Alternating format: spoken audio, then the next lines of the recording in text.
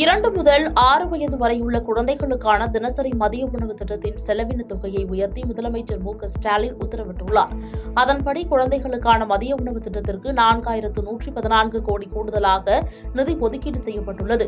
இதன் மூலம் குழந்தைகள் மையங்களில் உள்ள சத்துணவு திட்ட பயனாளிகளான சுமார் 11.50 லட்சம் குழந்தைகள் பயனடைவார்கள் என தெரிவித்துள்ளார். இதுகுறித்து வெளியிடப்பட்டுள்ள அறிக்கையில் 2 முதல் 6 வயது வரை உள்ள குழந்தைகள் மைய சத்துணவு திட்ட பயனாளி குழந்தைகளுக்கு உணவூட்டு செலவினம் பயனாளி ஒருவருக்கு நாள் ஒன்றுக்கு ₹2.39 உயர்த்தி வழங்கப்பட்டுள்ளது என குறிப்பிடப்பட்டுள்ளது.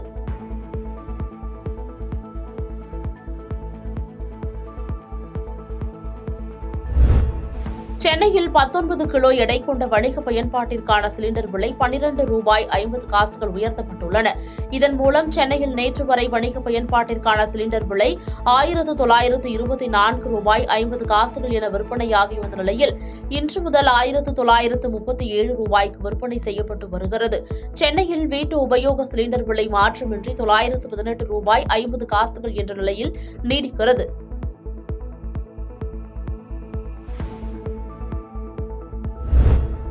நாடாளுமன்ற தேர்தல் நெருங்கி வரும் நிலையில் நாட்டில் உள்ள பல்வேறு அரசியல் கட்சிகள் தேர்தல் பணிகளில் விறுவிறுப்பை காண்பித்து வருகின்றன. தேர்தல் கூட்டணி பேச்சுவார்த்தை, தொகுதி பங்கீடு, தேர்தல் அறிக்கை தயாரிப்பு குழு என பல்வேறு குழுக்கள் அரசியல் கட்சிகள் நியமித்து தேர்தல் பணிகளை தொடங்கிவிட்டன. இந்நிலையில் நாடாளுமன்ற தேர்தலை ஒட்டி பாமகவின் பொதுக்குழு கூட்டம் சென்னையில் நடைபெறவுள்ளது. பாமக தலைவர் அன்புமணி ராமதாஸ் தலைமையில் நடைபெறும் இந்த கூட்டத்தில் நாடாளுமன்ற தேர்தலில் பாமக தனித்து போட்டியா அல்லது கூட்டணியா என்பது குறித்து ஆலோசனை நடைபெறவுள்ளது.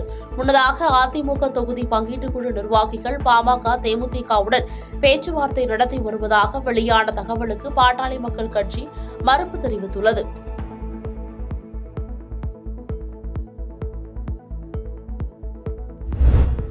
ஸ்பெயின் நாட்டில் உள்ள முன்னணி நிறுவனங்களின் நிர்வாகிகள் தமிழக முதலமைச்சர் மு.க.ஸ்டாலினை நேரில் சந்தித்து பேசினர். அப்போது தமிழக முதலமைச்சர் தமிழ்நாட்டில் முதலீடுகளை செய்திட வலியுறுத்தினார். இந்த சந்திப்பின் போது காற்றாலை மின் உற்பத்தியிலும், நீர் சுத்திகரிப்பு, நீர் மறுசுழற்சியிலும் இந்தியாவின் முன்னணி மாநிலமாக தமிழ்நாடு திகழ்ந்து வருவது குறித்தும், இத்துறையில் பல பெரும் முக்கிய நிறுவனங்கள் ஏற்கனவே தமிழ்நாட்டில் செயல்பட்டு வருவது குறித்தும், புதுப்பிக்கத்தக்க எரிசக்தி முதலீடுகளுக்கான தனி கொள்கை ஒன்றையும் வகுத்து தமிழ்நாடு அரசு செயல்படுத்தி வருகின்றது என்றும், இத்துறைகளில் சர்வதேச அளவில் முன்னிலை வகிக்கும் நிறுவனமாகிய ஆக்சியோனா நிறுவனத்தின் முதலீட்டிற்கு உகந்த இடமாக தமிழ்நாடு இருக்கும் என்று முதலமைச்சர் எடுத்துரைத்தார்.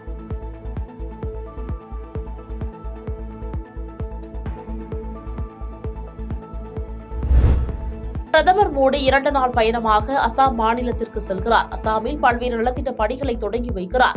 பிரதமர் மோடி வருகை குறித்து அசாம் முதலமைச்சர் ஹிமந்தா பிஸ்வா சர்மா தனது எக்ஸ் பக்கத்தில், எங்கள் அழைப்பை பிரதமர் மோடி ஏற்றுக்கொண்டதில் பெரிய கௌரவமாக கருதி மிகுந்த மகிழ்ச்சியுடன் இதை நான் பகிர்ந்து கொள்கிறேன். 11,000 கோடி மதிப்பிலான பல்வேறு நலத்திட்டங்களுக்கு பிரதமர் மோடி அடிக்கல் நாட்டுகிறார் என்று தெரிவித்துள்ளார்.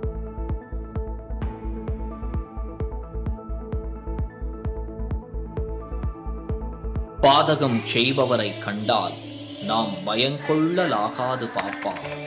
மோதி மிதித்து விடு பாப்பா, அவர் முகத்தில் உமிழ்ந்து விடு பாப்பா. அண்மை செய்திகளை உடனுக்குடன் தெரிந்து கொள்ள இணைந்திருங்கள் இயம்நாடு தொலைக்காட்சியுடன்.